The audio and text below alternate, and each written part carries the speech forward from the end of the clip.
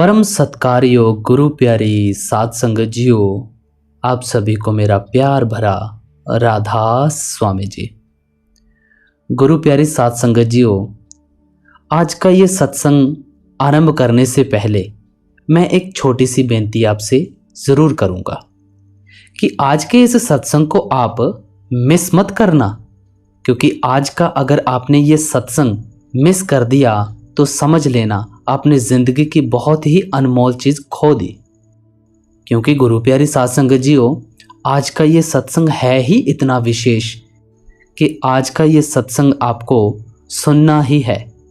सत्संग थोड़ा सा लंबा ज़रूर होगा, लेकिन आपको पूरा सुनना है। आज के इस सत्संग में हम एक एक बात को अच्छे से और ध्यानपूर्वक समझेंगे। आज का ये सत्संग स्पेशल परमात्मा के ऊपर सत्संग होने जा रहा है कि परमात्मा कौन है, कैसा है, किसने देखा है, कैसे मिलता है। आज हम इस सत्संग में ये सब बातें जानेंगे। तो आज का ये सत्संग प्लीज़ मिस मत करिएगा और पूरा सुनिएगा। साथ में टाइम टू टाइम अपडेट्स प्राप्त करने के लिए सतगुरु मार्ग टेलीग्राम को ज्वाइन करना मत भूलिएगा। डिस्क्रिप्शन में लिंक भी दिया गया है और टेलीग्राम पे जाकर सतगुरु मार्ग भी सर्च कर सकते हैं, वहाँ भी ज्वाइन कर सकते हैं आप। आओ आज का ये विशेष सत्संग आरंभ करते हैं। जिसके सिर ऊपर तो स्वामी, सो दुख कैसा पावे। जिसके सिर ऊपर तो स्वामी, सो दुख कैसा पावे। प्रभु के विषय में विचार और चर्चा आरंभ करने लगे हैं, तो श्री आदि ग्रंथ के पहले वाक्य से ही क्यों न की जाए। इसमें बताया गया है कि ओंकार ओम वाहेगुरु परमेश्वर एक हैं, उसका नाम सदैव कायम रहता है। सारी उत्पत्ति उसी के द्वारा की जाती है। वह किसी से डरता नहीं, ना ही उसका किसी से वैर विरोध है। उसका अस्तित्व कभी और किसी के मिटाए नहीं मिटता। उसे जन्म भी नहीं लेना पड़ता, वह अपने आप अस्तित्व में आया है। और उसकी प्राप्ति का साधन या जरिया गुरु की दया है। गुरु नानक साहिब ने ओंकार के साथ जोड़े अंक द्वारा स्पष्ट रूप से सूचित कर दिया है कि परमात्मा एक है, वह सर्वव्यापक है। और जो उसके कुछ गुण बाकी के वाक्य में बयान किए गए हैं, उनको जानकर और भी निश्चित हो जाता है कि इन गुणों के धनी का कोई शरीक नहीं हो सकता। वास्तव में उसके विषय में बताए गए उक्त तथ्य भरे कड़ाहे में से चुटकी भर मात्र है। कुल मालिक की अपार महिमा का सूक्ष्म संकेत, उसकी समस्त विशेषताओं का वर्णन तो दूर रहा, गिनती भी नहीं हो सकती। श्री राग में पहले पातशाह गुरु नानक देव जी फरमाते हैं, करोड़ों बार करोड़ों वर्षों की मेरी आयु हो जाए, शरीर का पालन करने के लिए कोई समय न गंवाना पड़े, खाने पीने की क्रिया में भी नहीं, केवल पवन में सांस लेने से ही तृप्ति होती रहे, ताकि मेरी एकाग्रता में विघ्न न पड़े। मैं ऐसी गुफा में जा बैठूं जहां चंद्र सूर्य की किरणें तक प्रवेश न कर सके, और सोऊं तक नहीं, बल्कि सोने के लिए कहीं स्थान ही ना हो, और सपने में भी सोया ना जा सके। तब भी इन सब सुविधाओं और पूरी एकाग्रता के बावजूद ना मैं तेरी महिमा का वर्णन कर सकूंगा, ना ही तेरे उस नाम की महिमा का जो नाम तेरे साथ मिलाप का साधन बनता है। क्या फरमा रहे हैं? कोटि कोटि मेरी आरजा, पवनु पियण अपियाऊ, चंद सूरज दुई गुफै, ना देखा सुपना साउण न थाऊ, भी तेरी कीमत ना पवै, हाउ केवड़ आखा नाऊ। फिर आपको याद आया कि यह तो हुई केवल मानसिक प्रयत्न की बात। यदि यही कुछ तप के जोर से करके देखा जाए, इस विषय में आपने सोचा और नतीजा निकाला। अगर बार बार मेरी इस देह के टुकड़े कर दिए जाएं, कीमे की तरह बारीक, और शरीर के उन कणों को पीस दिया जाए और उस पीसे हुए तन को जलाकर राख में बदल दिया जाए, तो भी ये सारी तपस्या मेरे प्रभु और उसके नाम की महिमा का अनुमान लगाने में सफल नहीं होगी। कुसा कुटिया बार बार, पीसनी पीसा पाई, अग्गी सेती जलिया, भस्म सेती रली जाऊ, भी तेरी कीमत ना पवै, हाउ केवड़ आखा नाऊ। कुछ अधिक सोचने पर ख्याल आया, एक मार्ग और भी है, खोज और विद्यता का। पर अगर तेरी खोज में घरवार त्याग दूं और पक्षी बनकर इतना ऊंचा उड़ूं कि सारे संसार की सृष्टि से ओझल हो जाऊं, बिना कुछ खाए पिए सब साथ छोड़कर 100 आकाशों की दूरियों को पार कर जाऊं, या फिर तेरे विषय में ज्ञानियों द्वारा लिखे लाखों मन बोझ के ग्रंथ शास्त्र एकत्र करके हवा के साथ में कलम थामकर बहुत तेज गति से तेरी और तेरे नाम की थाह लेने बैठूं, तो भी निराशा का मुंह ही देखना पड़ेगा।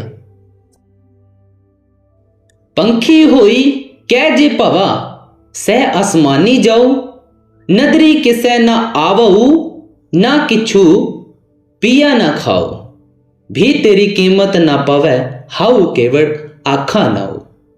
नानक कागद लखमणा, पड़ी पड़ी कीचै पाऊ, मसी तोटी ना आवई, लखनी पाउण चलाओ, भी तेरी कीमत ना पवै, हाउ केवड़ आखा नाऊ।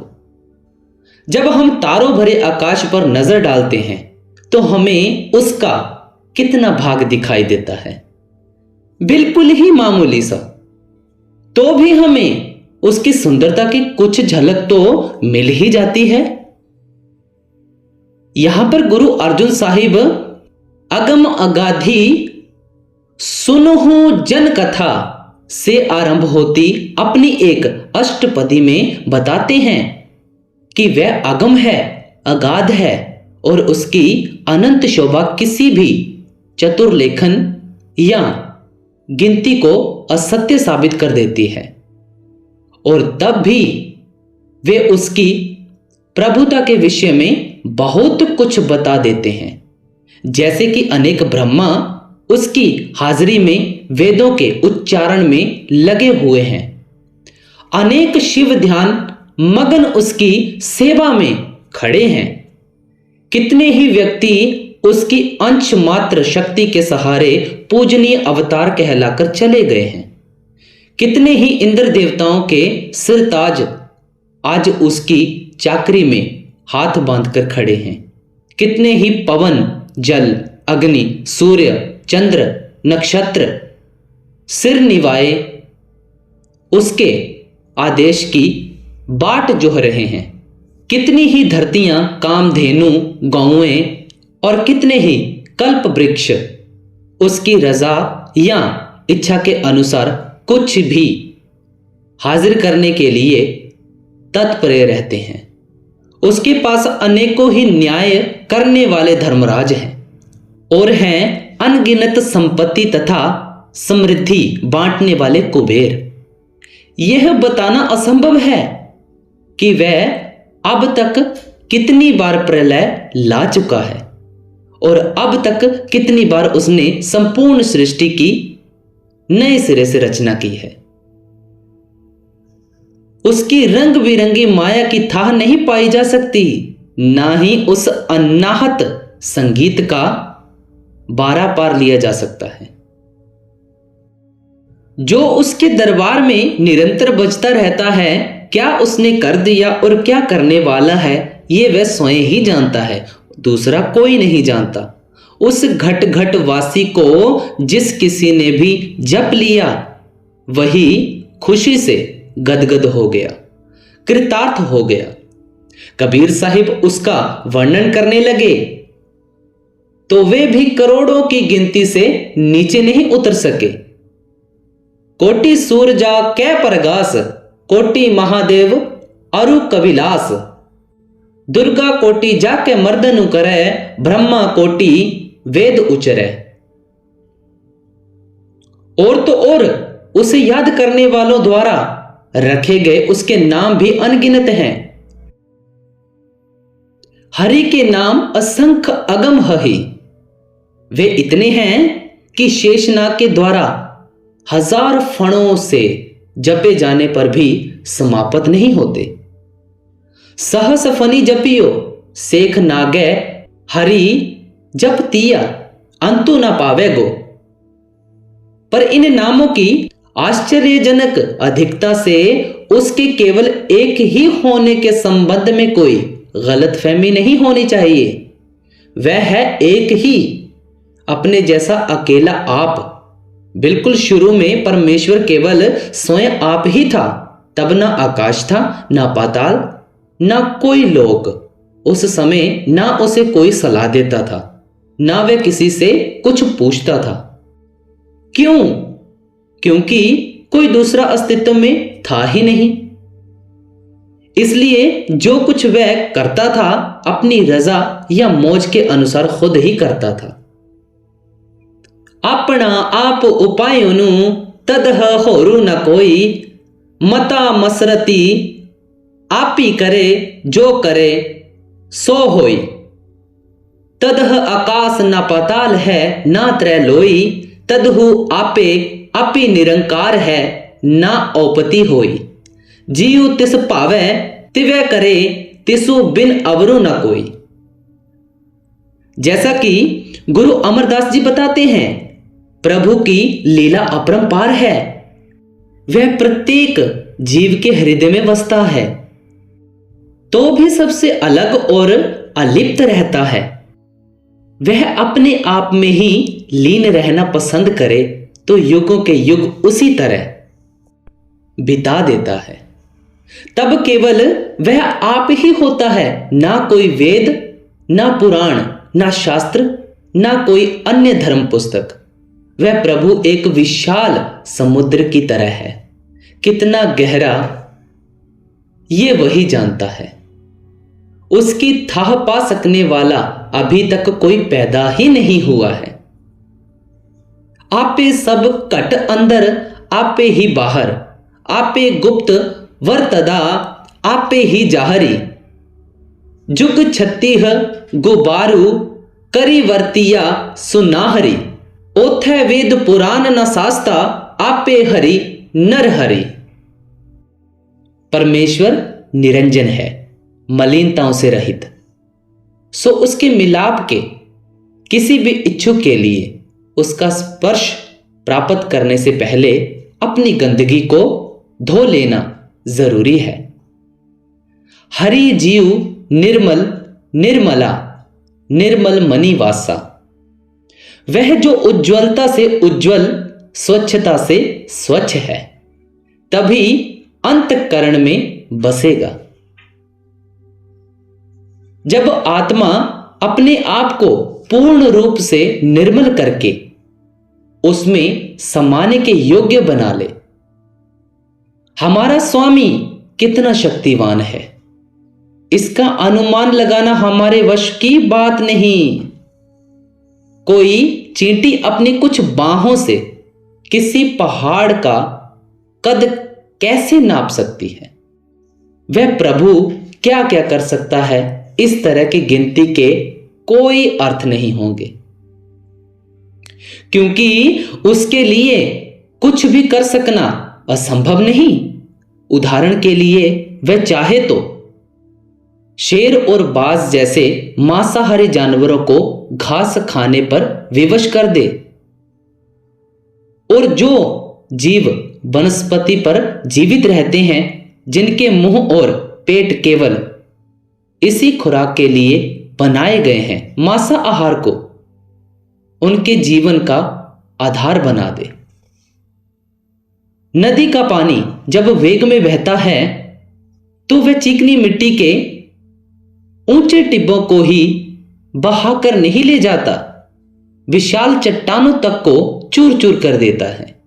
पर यदि उस प्रभु की मौज हो तो वह उसी तूफानी नदी के बीच सफेद रेत के ढेर खड़े कर दे और उसको बेबस होकर अपनी धारा बदलनी पड़ जाए। दूसरी ओर यह भी उसकी सामर्थ्य में है कि जहां आज विशाल रेगिस्तान फैले हुए हैं, कल वहां समुद्र का अथाह जल भरा दिखाई दे। वह कीड़े जैसे किसी तुच्छ जीव को बादशाह के सामने ठहरने की ताकत बख्शता है और किसी पूरी की पूरी सेना को मिट्टी में मिला देने की भी। सीहा बाजा चरगा कोहिया ऐना खवाले गाह, गाहो खानी तिना मास सवाले एही चलाए राह, नदियां विच टिब्बे दिखाले थली करे असगाह, कीड़ा थापी देई पातशाही लश्कर करे सुवाह। अगर ये याद रख सके कि वह एक पलक झपकने के समय में सारी सृष्टि को रच देता है और उसे मिटाने में इससे अधिक समय नहीं लगाता, हरन भरन जा का नेत्र फोरू, तो उसकी शक्ति का अच्छा बोध हो जाएगा तथा और कुछ कहने की आवश्यकता नहीं रहेगी। ऊपर कई बातों से यह भ्रम नहीं होना चाहिए कि वह कोई क्रूर या अत्याचारी शक्ति है। नहीं, बिल्कुल नहीं। वह तो बेसहारों का सहारा है, बेआसराओं का आसरा है, निमाणों का मान। अगर कोई प्राणी घोर विपत्ति में फंसा हो, किसी और से उसे सहारा ना मिलता हो, लोग उसके खून के प्यासे हों, सगे संबंधी उसे मझधार में छोड़कर चले गए हों, ना कोई बचाव हो ना शरण, ऐसी दशा में अगर वह प्रभु की शरण में आ जाए तो वह उसे गर्म हवा तक से बचा लेता है।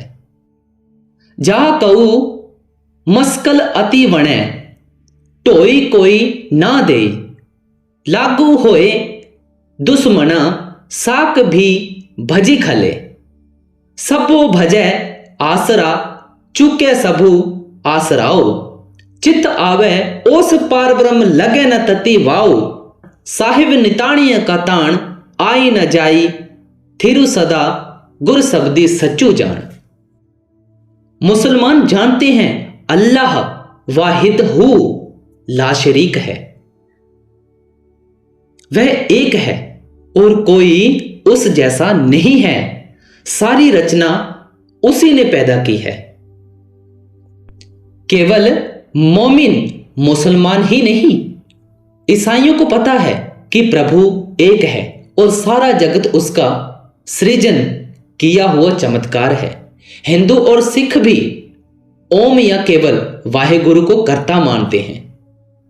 यही बात बाकी धर्मों के अनुयायियों के संबंध में कही जा सकती है, पर दुर्भाग्य से वे बार बार इस भ्रम में पड़ जाते हैं कि अल्लाह, खुदा, ओम और वाहेगुरु अलग अलग हस्तियां हैं और उस एक को अपने धर्म में प्रचलित नामों से अलग अलग किसी नाम से याद करने वालों का खून बहाना पुण्य कर्म मान लेते हैं। हिंदुओं में जन्मे और मुसलमानों में पले कबीर साहिब बताते हैं, एते औरत मर्दा साजे ए सब रूप तुम्हारे, कबीर पुंगरा राम अल्लाह का सब गुरपीर हमारे। क्या कहते हैं? राम और अल्लाह हमारे सबके कुल मालिक के नाम है। इस असलियत की ओर से अंधे बहरे लोग ही आपस में वैर विरोध पालते और लहूलुहान होते हैं। जो भांति भांति की सृष्टि अंडज, जेरज, स्वेदज, उद्भिज हमारे देखने में आती है, उसमें परमेश्वर आप ही रूप धारण किए हुए हैं और सब खंड मंडल भुवन उसी का प्रकाश है। इस जगत रूपी हार में वह प्रभु धागा है और हम उसमें पिरोई जीव रूपी मणियां हैं। प्रभु उस हार को पिरोने वाला है, संभाल कर रखने का जामिन है। और जब कभी उसकी ऐसी मौज हो, धागे को खींचकर हार को खंड खंड भी वही करता है। उसका स्वरूप हमारे समझने समझाने से परे है। वह स्वयं अपने आप को जनाए तब कोई उसको जान पाता है। आपे अंडज जेरज सेतज उत्भुज आपे खंड आपे सब लोई आपे सूत आपे बहुमणियां करी सकती जगतु पुरोई। आपे ही सूत धारू है पियारा सूतु खींचे डही ढेरी होई। आपे खेल खेलाइदा पियारा आपे करे सु होई। आपे अलख न लखिए पियारा आपी लखावे सोई। अगर कोई कहे मैं अपनी चितराई के कारण अपने काम ठीक तरह से कर लेता हूं और कोई दूसरा अपनी मूर्खता के कारण मार खाता है, तो यह सही नहीं होगा। इसी तरह ना कोई अपनी त्रुटियों के कारण बलहीन रह जाता है, ना कोई अपने साहस से बहादुरी दिखा सकता है। सच तो यह है, परमेश्वर जैसा किसी को बनाना चाहता है वह वैसा ही बन जाता है। नाटक में काम करने वालों को उनके अलग अलग कार्य सौंपे जाते हैं, उन्हें वे अपने आप ही नहीं संभाल लेते। और तो और प्रभु की आराधना में भी कोई अपने आप नहीं लगता। उसके भाग्य में इस प्रकार की रेखा पड़ी हो तभी वह इस ओर प्रेरित होता है। ना को चतुर ना ही को मूढ़ा ना को हीन ना ही को सूरा जित को लाया तित ही लागा सो सेवक नानक जिस पागा। जन्म मरण कर्मों के कारण होता है। कर्म बुरे हों तो उनका फल भोगने के लिए संसार में आना पड़ता है। अगर अच्छे हों तो भी प्रश्न उठता है कि जब आत्मा पहली बार यहां भेजी गई थी तब तो उसने भला बुरा कुछ भी नहीं किया हुआ था। तब तो वह मूल जन्म एक निष्पाप मासूम को दिया गया था, पर क्या अकारण ही वह दंड बन गया। जैसा कि हमें बताया गया है, कर्ता पुरुष ने सृष्टि अपनी मौज से रची और रचने के बाद वह अपनी लीला का तमाशा देख रहा है और इस तमाशे पर गर्व कर रहा है। हुक्मी सहजे सृष्टि उपाई करी करी वेख्या अपनी वडियाई। इसकी विशालता, इसकी विभिन्नता, इसकी सुंदरता आदि गुणों के कारण कर्ता की यह रचना मान करने योग्य है और इसे देखकर उसे बहुत आनंद प्राप्त होता है। उच्च स्तर का आनंद, आश्चर्य वेखी विडाणु रहिया विस्मादु। आत्मा कर्ता पुरुष का अपना अंश है, उस प्रकाश स्वरूप की एक उज्जवल किरण। जब इसे पैदा किया गया था यह सत्पुरुष जैसी ही निर्मल थी, हर प्रकार के दोष से रहित, और उस समय भी इस बात में शंका को कोई स्थान नहीं था कि परमेश्वर प्रेम का स्वरूप है, दया का पुंज है। इसलिए यह सोचा भी नहीं जा सकता कि उसने संसार को किसी अजायब घर की तरह साजा हो। यहां आई आत्माओं के भेजे जाने का प्रयोजन उन्हें किसी कसाई के बकरे बनाना हो या किसी भड़भुंजनी की भट्टी में भुने जाने वाले दाने। वह हम सबका पिता है और हर जीवात्मा उसकी अपनी संतान। उसमें किसी को सताने की प्रवृत्ति है, ऐसा तो सोचा भी नहीं जा सकता। इसलिए वह अपने अलग अलग बालकों में कोई भेदभाव क्यों करेगा। उसके भंडार हर पदार्थ से भरपूर हैं।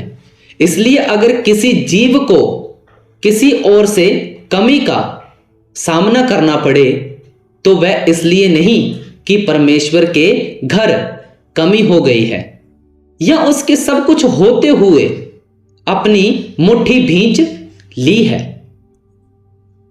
हमारा मालिक खुशियां मानने और खुशियां बांटने की प्रकृति वाला है। कबीर को ठाकुर आनंद विनोदी, और वह चाहता है कि उसका बाल परिवार भी सुख स्वाद के साथ अपनी आयु व्यतीत करते हुए परम पद को प्राप्त हो। हसदियां खेलदियां पहनदियां खांदियां विचे होवे मुक्ति।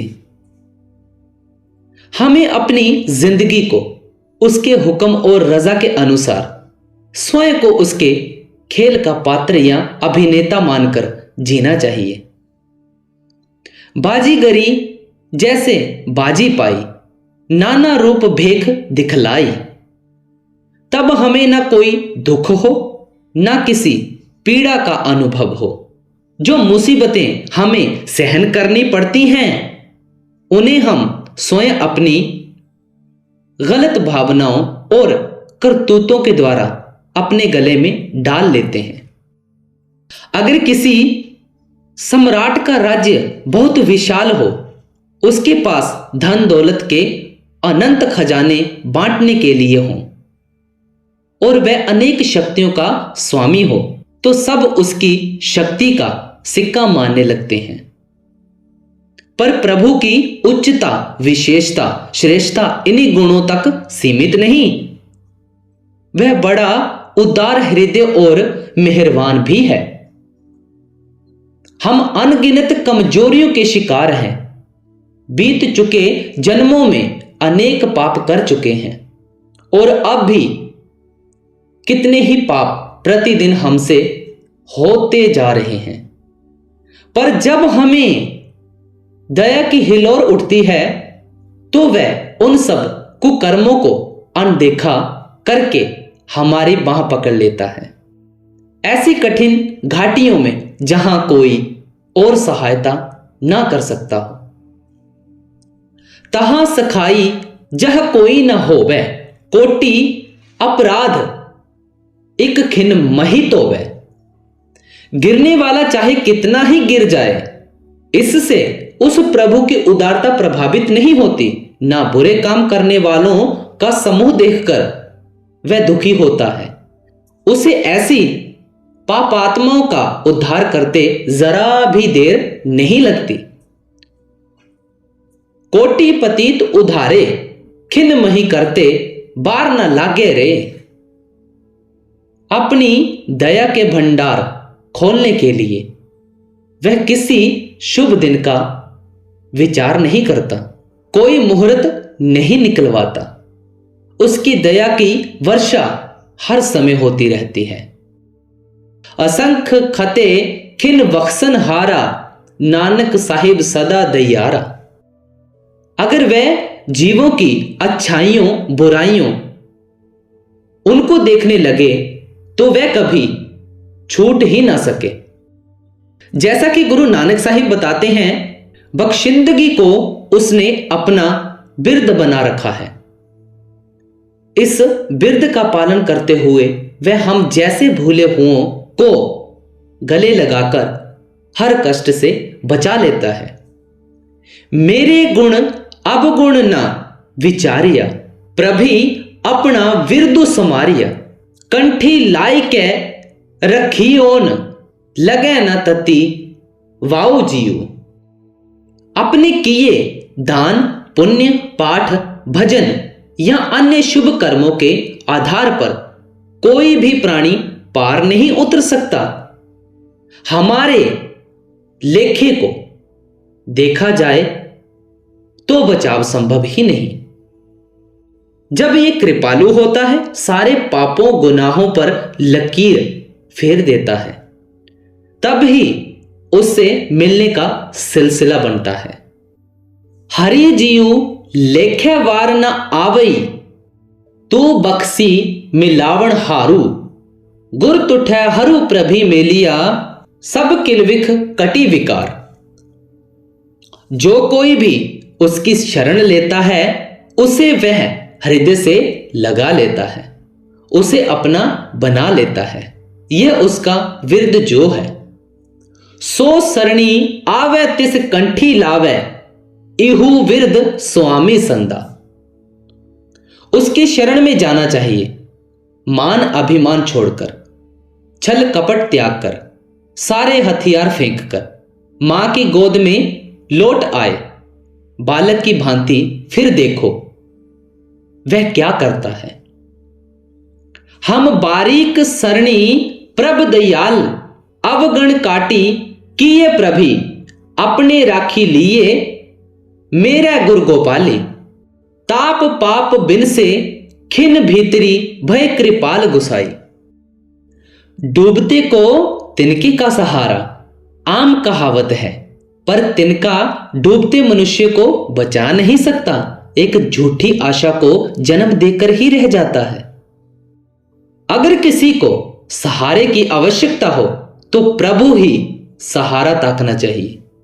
उसकी बढ़ाई यह है कि वह अपनी शरण में आए जीवों की रक्षा छोटे मोटे प्यादों या घुड़सवारों से नहीं करवाता, उनके सहारे के लिए अपना कंधा देता है।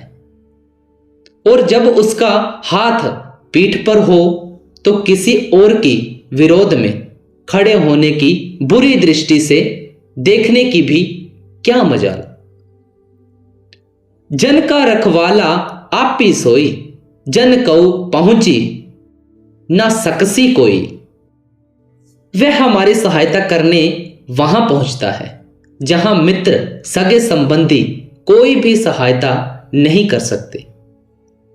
तहा सखाई जह कोई ना हो वह। जब हम मन और माया के जाल में फंसकर बाल बच्चों में मस्त होते हैं या अपनी धन संपत्ति में डूबे रहते हैं या विषय विकारों में उलझकर अंधे हो जाते हैं और परमात्मा का हमें चेत तक नहीं होता, वह दया का सागर उस समय भी हमारी ओर से बेखबर नहीं होता। फरीदा पिछल राती ना जगी ओही, जीव दड़ो मुई ओही। जे तै रबु विसारिया, ता रबी ना विसरी ओही। जब हम किसी मुसीबत की वजह से अस्पताल में भर्ती होते हैं तो डॉक्टर हमारी संभाल अपने हाथ में ले लेते हैं।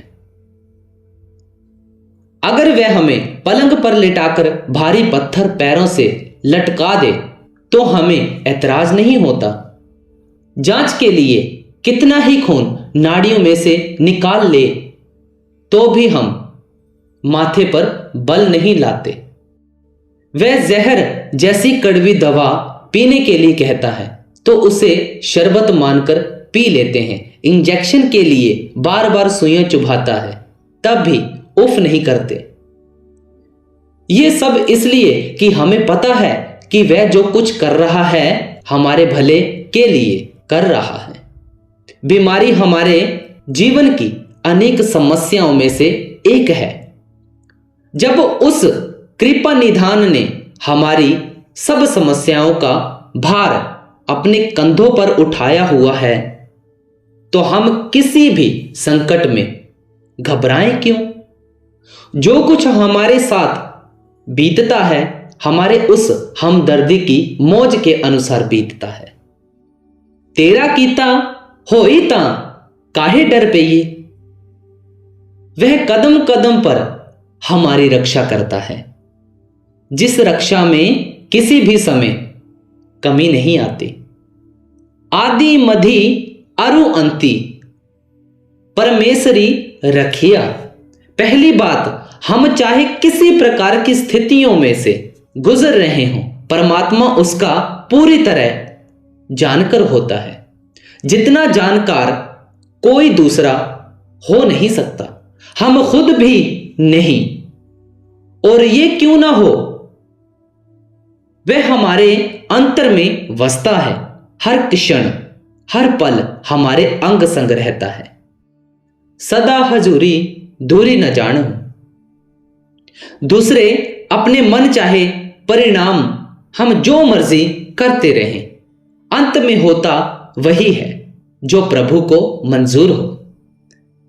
फिर जिस प्रकार की रक्षा और पालन वह हमारा करता है, उसका उदाहरण मिलना संभव नहीं।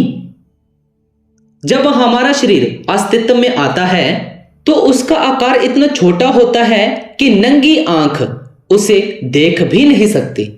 वह अति अल्प ही नहीं, पूर्ण रूप से निर्बल और असहाय भी होता है। इसके अतिरिक्त वह गिरा होता है।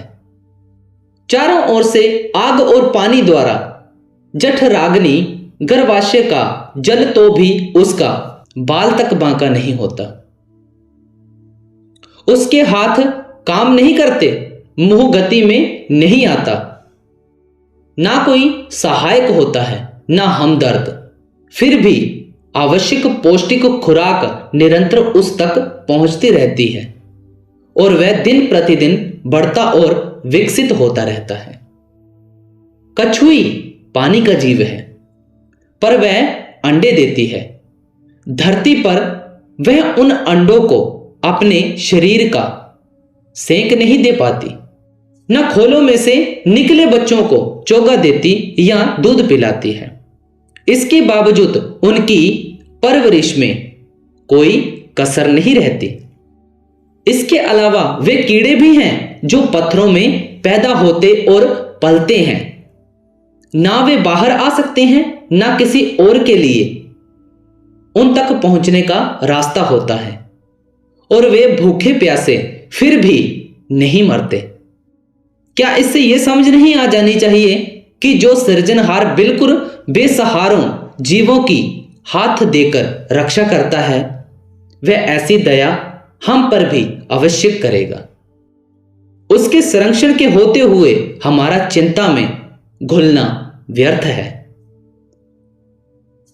रे चित चेतसी की न दयाल, दमोदर बिबही ना जानसी कोई। जेता वही ब्रह्मांड खंड कऊ करता, करे सु होई। जननी केरे उदर उदक मही पिंडु, किया दस दुआरा। देई अराऊ अग्नि मही, राखे ऐसा खसमो हमारा। कुमी जल माही तन तिसु बाहरी, पंख खीरू तिन नाही। पूरन परमानंद मनोहर समझी, देखो मन माही। पाखिणी कीट गुप्त होई, रहता ता चो मार्ग नाही। कहे तना पूर्ण ताहु, को मतरे जियो डराही। हम उस परम पुरुष के बच्चे कमजोरियों के पुतले हैं। बच्चे को अपने भले बुरे की हित अहित की पूरी समझ नहीं होती, इसलिए उससे कई भूलें सहज ही स्वाभाविक ही हो जाती हैं। माता पिता अपनी संतान को अच्छी तरह जानते हैं और उसकी कमजोरियों और कमियों को भी, तो भी वे उसके साथ वैसा व्यवहार नहीं करते जैसा कोई न्याय की कुर्सी पर बैठा न्यायाधीश किया करता है। वे अपनी भूल करने वाली संतान से नाराज तो होते हैं, उसे डांटते फटकारते भी हैं, पर उसे त्याग नहीं देते। उसकी भूल बताकर उसे ताड़ना देकर छाती से लगा लेते हैं। यही हमारा परमपिता परमेश्वर करता है। जैसा बालक भाई सुभाई लख अपराध कमावे, करी उपदेश चिढ़के बहु, भांति बहुड़ी पिता गली लावे। वह पिता भी है, प्रेम स्वरूप भी, बख्शनहार भी। हमारे किए के लिए हमें सजा देते हुए वह हमारे कष्ट से अनजान नहीं रह सकता। परमेश्वर की बख्शिशों की कोई बराबरी नहीं। वह देने वाला एक है और उसकी दात प्राप्त करने वाले सृष्टि के जीव अनगिनत। देते समय वह ना किसी का धर्म देखता है, ना जाति वर्ण का भेद करता है। धर्मात्मा को भी देता है, पापी को भी देता है। उसे एक बहुत बड़ी जिम्मेदारी निभानी होती है, इसलिए उसके पास दांतों के अनेक अनंत भंडार हैं। इन भंडारों में कभी कमी नहीं आती। ददा दाता एकू है, सब को देवनहार। देंदे तोट ना आवई, अगनत भरे भंडार। उस दाता की एक और विशेषता यह है कि उससे हमें मांगने की जरूरत नहीं। जैसी भी हमारी दशा हो उसे पहले मालूम होती है। फिर अनावश्यक प्रार्थनाएं किस लिए की जाए। बिन बोलिया सब किछ जानदा, किस आगे करे अरदास। यह तो उसका दस्तूर या नियम नहीं कि किसी को उसके आगे बार बार हाथ फैलाने पड़े, फिर गिड़गिड़ाना पड़े। वह किसी को बार बार भिखारी बनाकर नहीं बुलाता, बल्कि एक ही बार झोली भरकर भेजता है। वह बहुत कुछ दे देता है, आशाओं से कहीं अधिक, और फिर भी वह गिनती नहीं करता। यह नहीं सोचता कि इससे कम से काम चल सकता था। दाती करे नहीं पछतावे, एका बख्स फिर बाहुरी ना बुलावे। उसे अपनी दात बांटने के लिए कोई योजना तैयार नहीं करनी पड़ती, ना उसे किसी की इजाजत की जरूरत होती है। बड़ी वड्याई जा पूछी ना दाती। फरीद साहिब ने अपने श्लोकों में ठीक ही कहा है। जो जागे ही लहनी से साई कन्नो दाती। जो कोई नींद खराब करके अपने समय को प्रभु के लेखे लगाएगा, उसे ही कुछ प्राप्त होगा।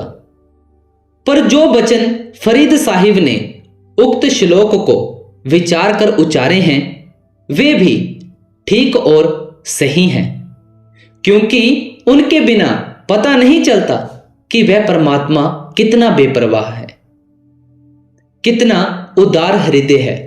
आप फरमाते हैं, दाती साहिब संधिया किया चले तिस नाले। इक्की जांग दे ना लही, इक ना सुतिया दे उठा ले। एक वर्षों से जब तक कर रहा हो तो भी संभव है कि उसके हाथ कुछ ना आए, और दूसरे ही केवल बंदगी विनती ही प्रभु के द्वार पर स्वीकार हो जाए। वह शहंशाह है, चाहे तो किसी भी भेंट की हुई मेहरों के ढेर की ओर से मुंह फेर ले और किसी दूसरे से वासी फूल की भेंट स्वीकार करके उसे कुछ बख्श दे। वह प्रभु हमारा पिता है, हम बारीक पिता प्रभु दाता। जिसका पिता उस जैसा दाता हो, उसे कोई कमी नहीं सता सकती, क्योंकि वह तो उस कभी समाप्त न होने वाले खजानों के मालिक से जो चाहे मांग ले। जिसका पिता तू है मेरे स्वामी, तिसु बारीक भूख कैसे। नवनिधि नाम निधान, गृह तेरे मनी बांछे सो लैसी। कृपा पुंज परमेश्वर सगी मां की तरह खिला पिलाकर हमारा पालन पोषण ही नहीं करता, हमारा जी बहलाता है, हमें हर भांति के आराम सुख स्वाद प्रदान करता है, और हमारे हित के लिए यहां वहां हर समय अंग संग रहता है। वह सच्चा मित्र है और अत्यंत गुणवान पथ प्रदर्शक भी है। अपनी उक्ति खलावे, भोजन अपनी उक्ति खिलावे, सर्व सुख भोग रस देवे, मन ही नाली समावे। हमरे पिता गोपाला दयाल, जीव राखे महतारी बारिक, कौ तैसे ही प्रभपाल।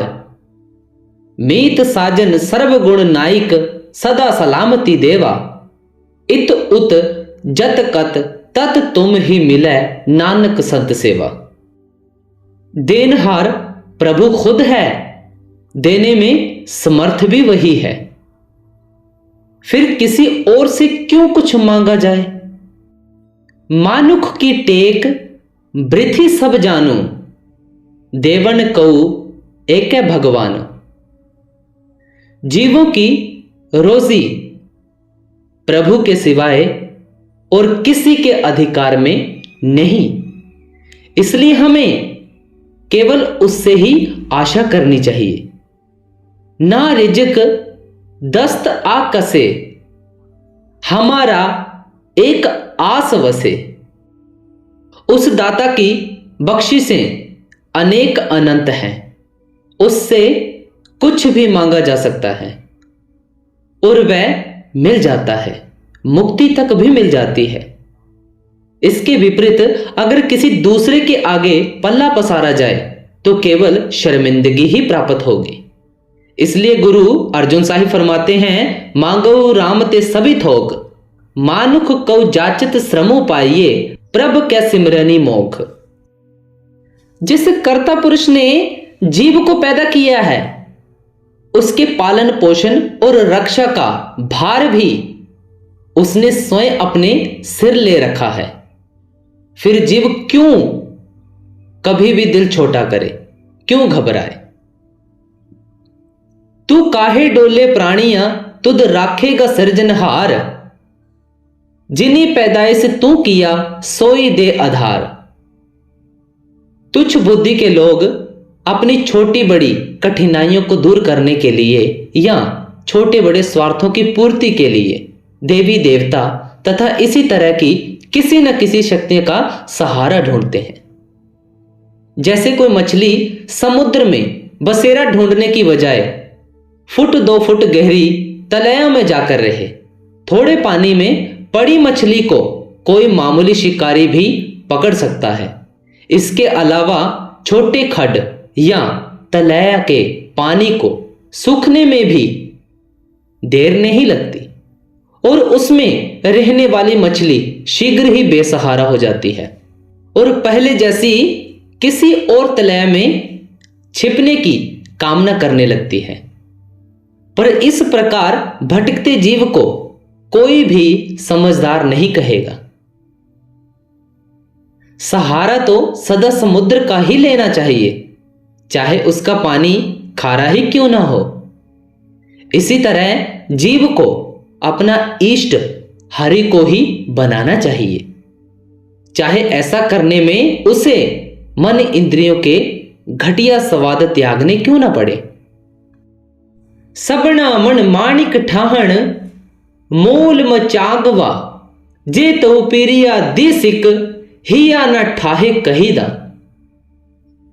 अगर तुम्हें अपने प्रभु प्रियतम से मिलने की इच्छा है तो किसी भी हृदय को ठेस न पहुंचाओ, क्योंकि जो चोट किसी हृदय पर मारी जाती है वह सीधी उसमें बसने वाले प्रभु प्रियतम को लगती है।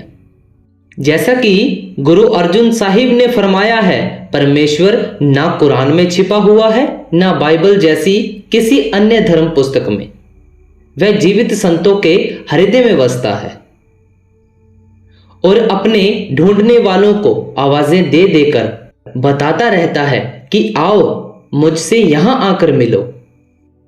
दिल का मालिक करे हाक, कुरान कतेब ते पाक। गुरु रामदास जी का वचन है, होदे परत की गुरु जो बिछुड़े, तिन को दरी टोई नाही। वे लोग जो गुरु के प्रकट रूप में मौजूद होते हुए उसकी शरण में नहीं जाते, उससे दूर दूर रहते हैं। वे चाहे और कुछ भी यत्न कर लें, उनका हरि के द्वार से फिटकारा जाना निश्चित है। प्रभु ने सतगुरु को अपनी प्रेम भक्ति से निहाल किया है। सतगुरु के पास रूहानी दौलत के अखूट भंडार होते हैं और उसे यह भी अधिकार होता है कि वह इस दौलत को जैसे चाहे बांटे। उसकी इस अमीरी का वर्णन पांचवी पातशाही गुरु अर्जुन देव जी इन शब्दों में करते हैं। खाबहु खर्चहु तोटी न आवे, हालत पलत कै संगे, लादी खजाना गुरु नानक कऊ दिया, इह मन हरि रंग रंगे। प्रेम जब होता है तो कहीं भी किसी कारण से, किसी बहाने होता है, अपनी इच्छा से नहीं होता, जोर जबरदस्ती से नहीं। हम अपनी माता से प्यार करते हैं क्योंकि उसने हमें जन्म दिया है, दूध पिलाया है, हमारे पोतड़े धोए हैं।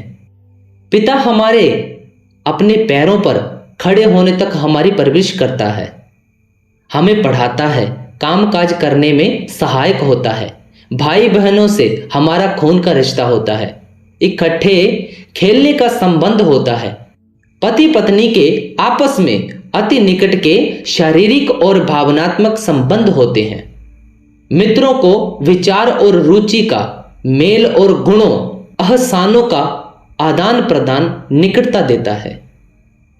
अब रही बात पदार्थों की, जमीन मकान हमारे बुजुर्गों की या हमारे अपने खून पसीने की कमाई की देन होती है। इसी प्रकार कोई अंगूठी, कड़ा, किसी गहरे स्नेह की यादगार, कोई मेडल, ट्रॉफी किसी प्राप्ति का सबूत होता है। इसके विरुद्ध परमात्मा ना कभी देखने में आता है, ना उससे हमारा कभी किसी प्रकार का सीधा संपर्क होता है। फिर उसके लिए प्यार पैदा हो तो कैसे? हम उसे ना चाहेंगे तो वह भी हमें क्यों चाहेगा? किस लिए? हमारी केवल इतनी ही कठिनाई नहीं कि प्रभु को देखें, बिना उसके प्रति प्रीति पैदा नहीं होती। सह देखे बिन प्रीति ना उपजे, उससे लिव नहीं जुड़ती। बिन पेखे कहूं कैसा ध्यान, बल्कि हमारी आंतरिक आंखों पर मोतिया बिंद छाया हुआ है। हम अंधे हैं, इसलिए हम उसे देखने में समर्थ ही नहीं हैं। हमारी इस दोहरी कठिनाई का समाधान करते हुए गुरु अमरदास जी फरमाते हैं, नानक जिन अखी लीतिया सोई सच्चा देई। जिस जोरावर अजनबी ने हमारी आंखों पर मोह माया के पर्दे डाले हैं, वह दयाल हो तो हमारी ज्योति लौटा देता है और खुद मिलने चला आता है। नानक सतगुरु मिले ता अखी, वेख्या करे अंदर सच पाए।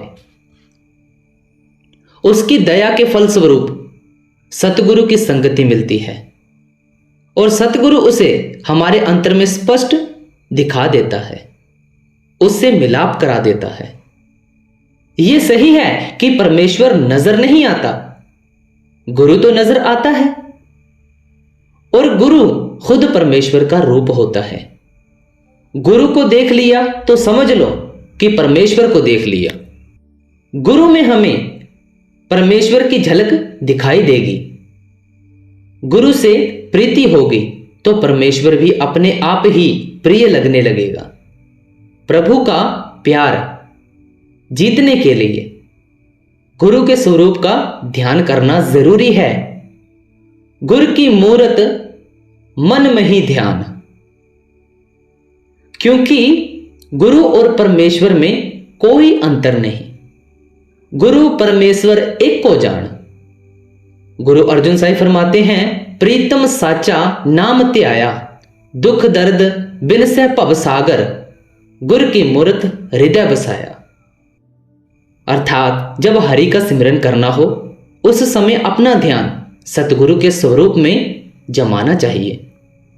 इसके द्वारा दुख ही दूर नहीं होते, जन्म मरण से भी छुटकारा मिल जाता है। अनेक गुणों का धारक होने के कारण परमेश्वर को गुण निधान कहा जाता है। इसके सिवाय हम जगत के जीव रोम रोम से उसके कर्जदार हैं।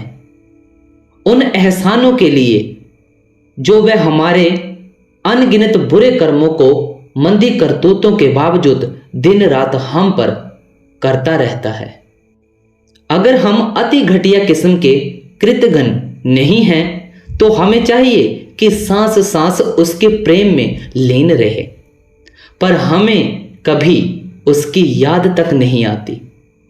किसी विरले भाग्यशाली को वह तब ही अच्छा लगने लगता है जब वह खुद पहले उस पर अपनी प्रेम दृष्टि डालता है, और इस प्रेम का आकर्षण हमें उसकी ओर खींचने लगता है। हमारा मन उसके द्वारा लगाए बिना उसकी लिव में खुद कभी नहीं लगता। प्रभु की दया जीव के कोई विशेष कर्म करने, धर्म अपनाने या किसी पवित्र रीति रिवाज को अपनी साधना का आधार बनाने पर निर्भर नहीं होती। ना हम कर्म ना धर्म सुच प्रभि गही भुजा अपाइयो।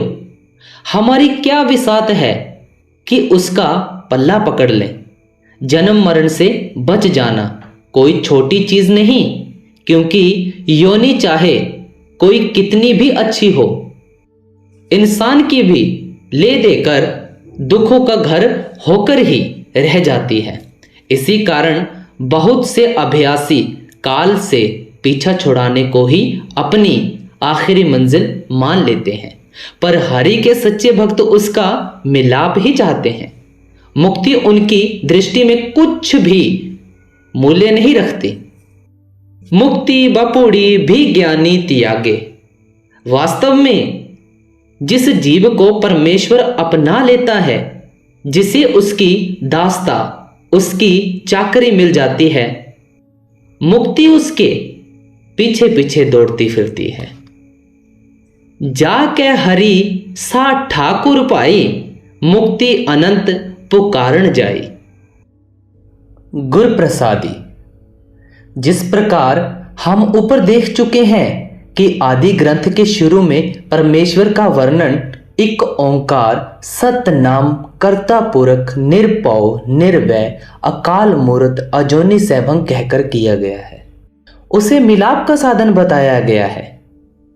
गुर प्रसादी उपरोक्त गुरु वाक्य सारे प्रमुख रागों और वाणियों के शुरू में ठीक इसी प्रकार दोहराया गया है। अन्य स्थानों पर इसके संक्षिप्त रूप मिलते हैं। इन रूपों में सबसे बड़ा रूप है एक ओंकार सतनाम कर्ता पुरख गुरु प्रसादी। उससे छोटा एक ओंकार सतनाम गुरु प्रसादी, और उससे भी छोटा एक ओंकार सतगुरु प्रसादी। सबसे अधिक प्रयोग इस अंतिम रूप का हुआ है।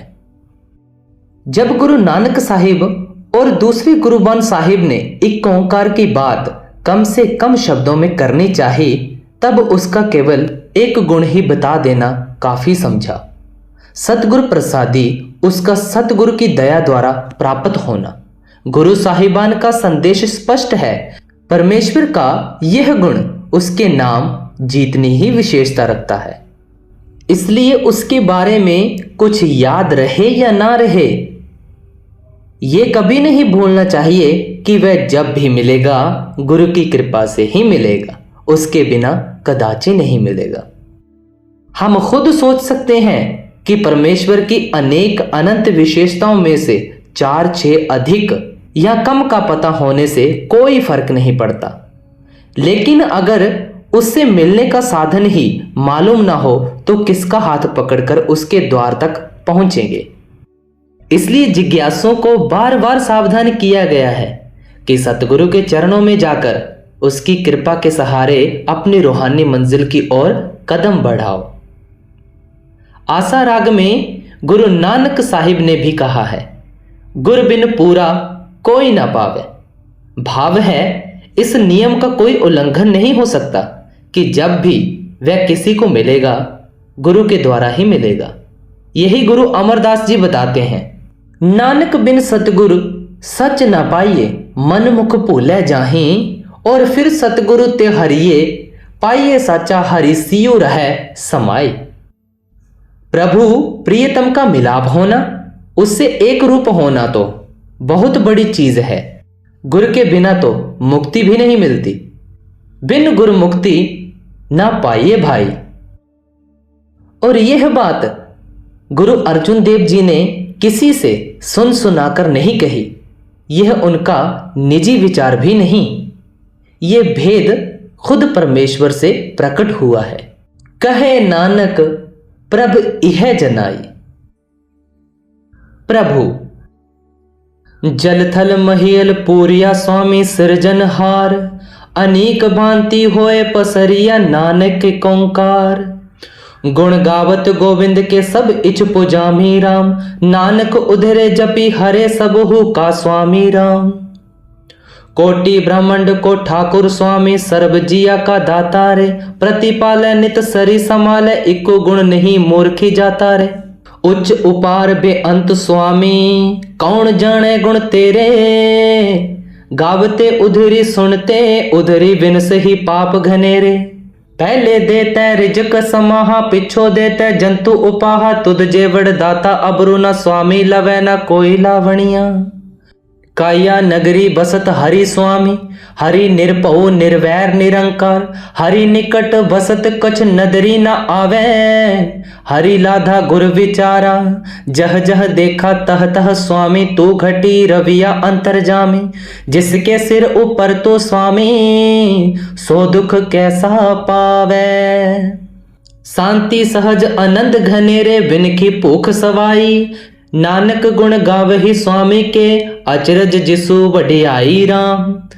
दुख विसारण हार स्वामी कीता जा का होवे, कोट कोटंतर पाप केरे एक घड़ी मही खोवे। हरि हरि नाम अमोलक हरि पही हरि देवे, ता नामो त्याविये रे। जिसको नाम दे मेरा स्वामी, तिस लेखा सब छड़ाविये रे। अमृत नाम स्वामी तेरा, जो पीवे तिस ही तृप्तास। जन्म जन्म के किलविख नास ही, आगे दरख होई खलास। गुणदाता हरि राई है, हम अवगणिया रे। पापी पत्थर डूब दे गुरमति हरे तारे। दुख विन से सहसा गाइयो, सरणी गही हरि राई। मनी चिंदे फल पाया, नानक हरि गुण गाई। तू एक ओंकार निर्मल राजा, तू आपी सवारी जन के काजा। अमर अडोल अपार अमोलक हरि, अस्थिर थानी सुहाई। मेरे राम राई तू संता का संत तेरे, तेरे सेवक कहू पहु किछ नाही, जमू नहीं आवे नेरे। सर्व जिया का जाने पहु, कृपा निधान निरंजन देव। अलख अलख न जाई लखिया, गुर गुड़ दीना मीठा। कही कबीर मेरी शंका, नासी सर्व निरंजन डीठा। तिन मिलिया मल सब जाए, सच्चे सरी नाये सच्चे सहजी सुभाए। नामो निरंजन अगम अगोचर, सतगुरु दिया बुझाए। सच्चे शब्दी सहज धुनि, उपजय मनि साचे लिवलाए। अगम अगोचर नाम निरंजन, गुरमुखी मनि वसाई। तह भैया प्रगासों मिटिया, अंधियारा जियो सूरज रैनी की राखी। अदिस अगोचर अलख निरंजन, सो देखिया गुरमुखी आखी। आपे अपि निरंजना जिन आपू उपाया, आपे खेल रचायो सब जगत सवाया। दुख भय भंजन प्रभु अविनाशी, रोग कटे काटी जम फासी। नानक हरि प्रभु सो भऊ, भंजन गुरि मिलिए हरि प्रभु पाया। नाम निरंजन बरतदा रविया सब ठाई, गुर पूरे ते पाइये हृदय देई दिखाई। नानक नदरी कर्म होए गुर मिलिए पाई, दूजा कवनो कहा नहीं कोई। सब मही एको निरंजन सोई। गुर के सबदी इहु गोपा बिचारे, नाम निरंजन अंतर वसै मुरारे, हरि गुण गावे सबदी सुहाए, मिलिए प्रीतम सुख पावनिया। ना हरि भजियो ना गुर जन सेव्यो, ना उपजियो कुछ ज्ञाना, घट मही निरंजन तेरे ते खोजत उदियाना। गुर प्रसादी बूझे ते तव होए निबेरा, करी करी नाम निरंजन सो ठाकुर मेरा। हम थारे त्रिभुवना जग तुम्हारा, तुम मेरा हऊ तेरा। सतगुरु मिलिए निरंजन पाया, बहुर ना पबजल फेरा। पंडित पढ़ पढ़ मोनी सभी थाके, ब्रह्म भेख थके भेख धारी। गुर प्रसादी निरंजन पाया, सच्चे सबदी बिचारी। गुर प्रसादी निरंजन पाया, सच्चे सबदी बिचारी। गुर प्रसादी निरंजन पाया, सच्चे सबदी बिचारी।